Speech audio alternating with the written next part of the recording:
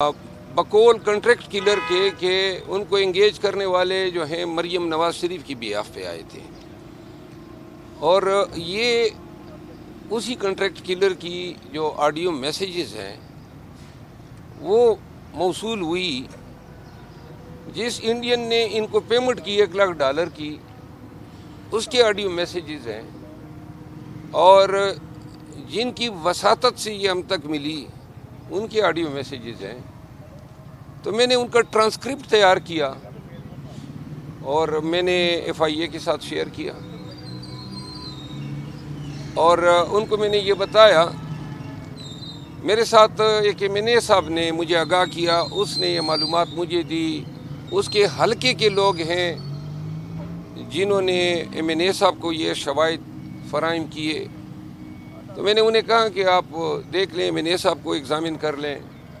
फिर ओरिजिनली पाकिस्तान में दुबई से जो ऑडियो मैसेजेस जिस शख्स के पास आए उसको एग्ज़ामिन कर लें। ये उस कंट्रैक्ट किलर का रिश्तेदार है। और इसके बाद इन ऑडियो मैसेजेस जो हैं जिसमें उर्दू और पश्तो दोनों में हैं, आप इनको सुन लें। उस शख्स की क्रिमिनल हिस्ट्री आप देख लें जो शख्स ये मैसेजेस भेज रहा है, और इसकी तफ्तीश करें। क्योंकि अब हमारी जो सियासत है वो गंदी तो 2 सालों से इतनी हो चुकी है कि कीचड़ और जोड़ से भी बदतर बदबू दे रही है। और इसमें तशद्दुद तो 9 मई के रोज़ से शुरू हो गया था जब बेगुनाह निहत्ते लोगों पे गोलियां बरसाई गई, और अब कत्ल होना या मकतूल होना या अगवा होना या मार खाना, घसीटा जाना, ये अब आम चीज़ें हैं। ये किसी ज़माने में अब नॉर्मल चीज़ें हुआ करती थी।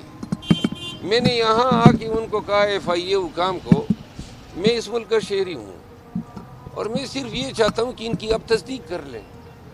अगर ये सदाकत पे मबनी है तो फिर मैंने आज दावेदारी की है, दरख्वास्त दिया है FIR मियाँ शहबाज शरीफ के ख़िलाफ़ और मरियम नवाज़ के ख़िलाफ़, जिसमें मैंने लिखा है कि अगर मेरा बाल भी बेका होता है तो ये दोनों मेरे कत्ल के भी ज़िम्मेदार होंगे। मुझे कोई नुकसान होता है तो मरियम नवाज़, और हद ये है कि मेरे आने से पहले नून वालों ने दरख्वास्त दी हुई है मेरे ख़िलाफ़, और उन्होंने दरख्वास्त में ये लिखा है कि मेरे ये बताना कि जी मेरे ख़िलाफ़ कंट्रैक्ट किलर हायर हुए हैं, इससे उनकी ज़िंदगियों को नुकसान या अंदेशा है। हद हो गई। यानी आप किसी को मारें, आप कंट्रैक्ट करें, शूटर ज़ाहिर करें, $1 लाख की पेमेंट करें और कोई मुंह भी ना खोलें। इतनी बड़ी बदमाशी है आपकी, ये नहीं चलेगी। हम ने बहुत बुरे वक्त देख लिए हैं। आपने हमारा मैंडेट चोरी किया और आप हुक्मरान बन बैठे।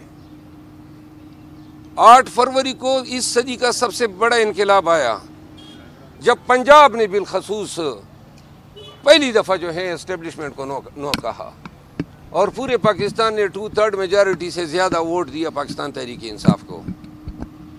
अब देखो, पूरा पाकिस्तान देख रहे हैं और ये खुद भी सोचते होंगे ये इस मुल्क के साथ कर क्या रहे हैं। अमरीकी ईमा पे और इनकी मिली भगत से पाकिस्तान में 2 साल से क़यामत सुगरा बरपा है। तो लिहाजा ये सिर्फ मेरी कहानी नहीं है। पाकिस्तान तहरीक इंसाफ से वाबस्ता हर एक पार्लियामेंटेरियन लीडर जो है ज़ुल्म व सितम व जबर का शिकार हैं। लेकिन आज मैंने FIA को ये लिख कर दिया है, तमाम तफसीलात दी हैं, और एक दफ़ा फिर आपके ज़रिए पूरी कौम को बताना चाहता हूँ कि हम ज़िंदगी के डर से इसलिए आपके आगे झुक नहीं सकते हैं कि जो शख्स 71 अब 72 साल के होने वाले हैं, नकरदा गुनाहों में आज भी दूसरी गर्मियाँ आ रही हैं और जेल में पड़ा हुआ है। कौम ने उसकी पार्टी को मैंडेट दिया, आपके 9 मई के बयानिए को रद्द किया, आपके तमाम गलीज़ इल्ज़ामात को जो है उन्होंने अपने पाँव तले रौंदा, और 8 फरवरी को मैंडेट बता रहा है कि कौम किसके साथ खड़ी है। اب ان اونچے ہتھکنڈوں کے ذریعے، اور اگر سیاست میں یہ قتل کرنا یا احساسن ظاہر کرنا یہ رجحان آ جاتا ہے تو میرا خیال ہے کہ اس سے پوری سیاست کو اور تمام سیاستدانوں کو خطرہ ہے۔ یہ سیاست کی اینٹ سے اینٹ بجا دے گا، لہذا لوگوں کو ہوش کے ناخن لینے چاہیے، مریم بی بی کو ہوش کے ناخن لینے چاہیے۔ اگر آپ یہ کر رہی ہیں جو شواہد بتا رہے ہیں تو آپ پاکستان کو میدان جنگ بنانے پہ تلی ہوئی ہے۔